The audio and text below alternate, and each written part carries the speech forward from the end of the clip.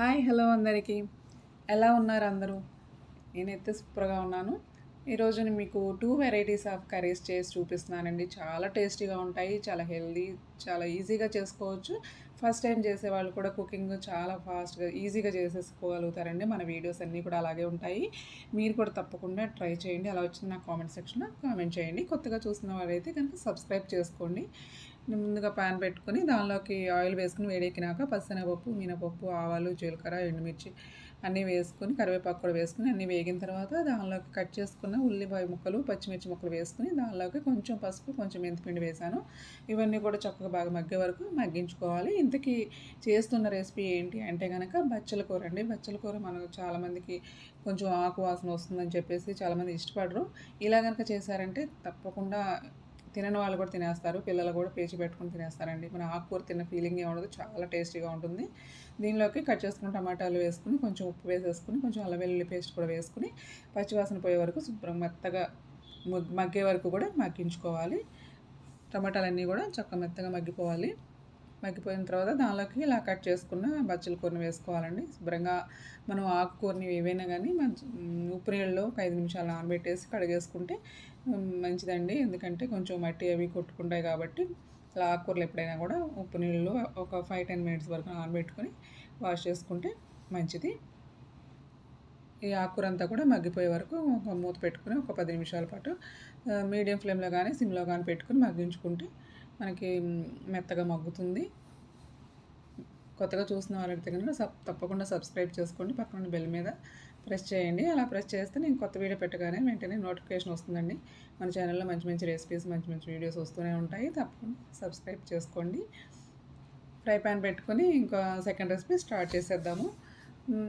Oil వేసి వేడెక్కినాక as టీస్గా పచ్చెనగపప్పు, మినపప్పు, ఆవాలు, జీలకర్ర, ఎండుమిర్చి, కరివేపాకు, పచ్చిమిర్చి అన్నీ వేసుకొని వేయించుకోవాలి. దానిలోనే కొంచెం పసుపు, కొంచెం మెంతిపిండి వేసుకొని వేయించుకోండి. ఇలా మనం మొదట్లోనే వేసుకుంటే కనుక కర్రీస్ చాలా రుచిగా ఉంటాయండి. ఫస్ట్ టైం చేస్తున్న వాళ్ళు కూడా వంట మన ఛానల్లో వీడియోస్ కనుక చూసారంటే చాలా ఈజీగా చేసుకోగలుగుతారు. ఏ టైంలో ఏం వేస్తున్నాను అనేది మీరు స్కిప్ చేయకుండా చూస్తే పర్ఫెక్ట్గా రెసిపీస్ అనేవి వస్తాయి. తర్వాత మనం కట్ చేసుకున్న పొటాటో ముక్కలు వేసానండి. అంటే బంగాళదుంప ముక్కలు వేసాను. మీకు ఇంతకీ కూర ఏంటంటే బంగాళదుంప బెండకాయ ఫ్రై అండి. దీనిలోకి 4 వెల్లుల్లి రెబ్బలు కూడా దంచుకొని వేసుకోండి. కొంచెం ఆయిల్లో హై ఫ్లేమ్లో పెట్టుకుని వేయించుకోండి. కొంచెం ఒక 2 నిమిషాల పాటు వేయించుకున్న తర్వాత దానిలోకి మనం కట్ చేసుకున్న బెండకాయ ముక్కలు వేసేసుకొని మొత్తం అన్నీ కూడా హై ఫ్లేమ్లో పెట్టుకుని ఒక 5 నిమిషాల పాటు కలుపుకుంటూ వేయించుకోవాలి. ఎందుకంటే మనం అంటుకోకుండా ఉంటాయి కాబట్టి మనం కలుపుకుంటూ వేయించుకుంటే చక్కగా ఆయిల్లో కొంచెం ఫ్రై అవుతాయి, రుచిగా ఉంటాయి అన్నమాట. అందుకని ఇలా వేయించుకోవాలి. చూడండి మనకి ఇది బచ్చల కూర కూడా మగ్గిపోయింది కదా, దానిలోకి కొంచెం జీలకర్ర పొడి, కొంచెం ధనియాల పొడి వేసుకోవాలి. వేసుకొని కొంచెం నువ్వుల పొడి కూడా వేసుకోండి.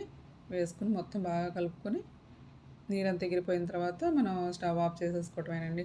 ఎంతో ఈజీగా చేసుకోవచ్చు. ఇలా కనుక చేసుకుంటే కర్రీ అద్భుతంగా ఉంటుంది. చపాతీలో కానీ రైస్లో కానీ సూపర్ కాంబినేషన్. ఇలా లీఫీ వెజిటేబుల్స్ తినడం వలన మనకి కళ్ళకి కానీ మన బాడీకి చాలా మంచిది.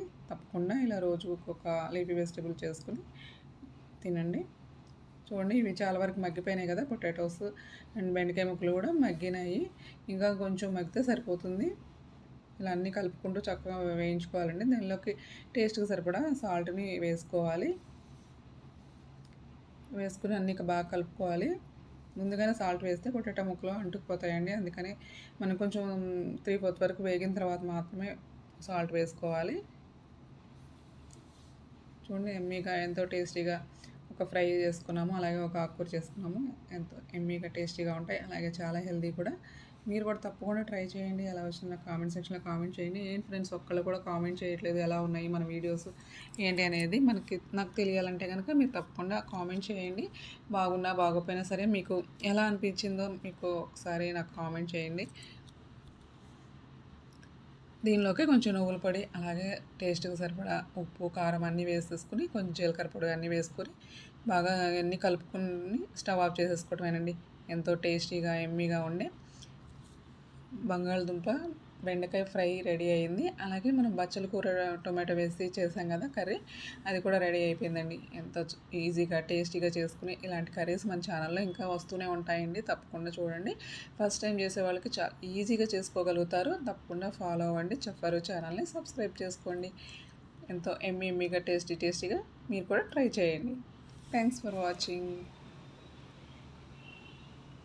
చూడండి, ఇలా సర్వింగ్ బౌల్లోకి తీసుకుని మనం సర్వ్ చేసేసుకోవటమే.